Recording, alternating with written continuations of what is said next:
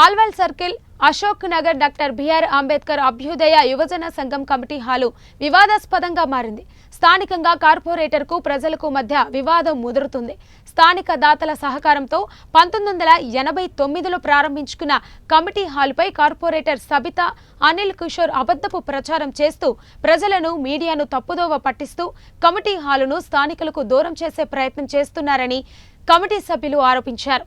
Ward office పెడుతున్నామన్న పేరుతో 6 నెలల తర్వాత తిరిగి అప్పగిస్తామని చెప్పిన కార్పొరేటర్ కమిటీ హాలు స్థానిక యువతకు కమిటీ హాలు అందుబాటులో లేకుండా చేసే ప్రయత్నం చేస్తున్నారని ఫైర్ అయ్యారు. ప్రస్తుత ఎమ్మెల్యే మర్రి రాజశేఖర్ రెడ్డి కూడా కార్పొరేటర్తో మాట్లాడి అప్పగిస్తామని చెప్పి కూడా అప్పగించలేదని అన్నారు.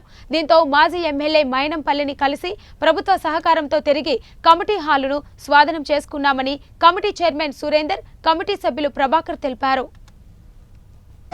ఆయన గెలిపించి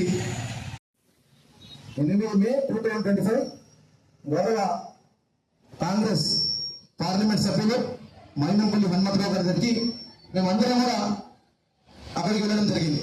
వెళ్ళి ఆయనకు రిప్రజెంటేషన్ ఇచ్చాము. ఇదే దాని సాక్ష్యం. ఇప్పుడు మే 8 పోయిన నెల 8 తర్వాత అన్నగారు కూడా అన్నారు గత ఆ రోజు 14th ఏప్రిల్ రోజు కాంగ్రెస్ నాయకులు అశోక్ రెడ్డి గారు, కృష్ణ గౌడ్ గారు,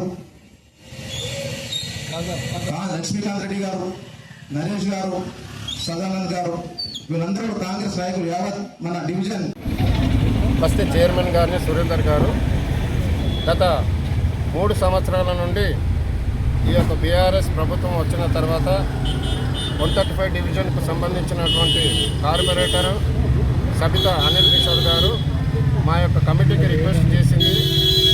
మాకు ఒక 6 నెలల సమయం ఇవ్వండి. ఇప్పుడు ప్రస్తుతానికి మేము ఈ యొక్క వార్డ్ ఆఫీస్ ఓపెన్ చేసుకొని ఉంటాము.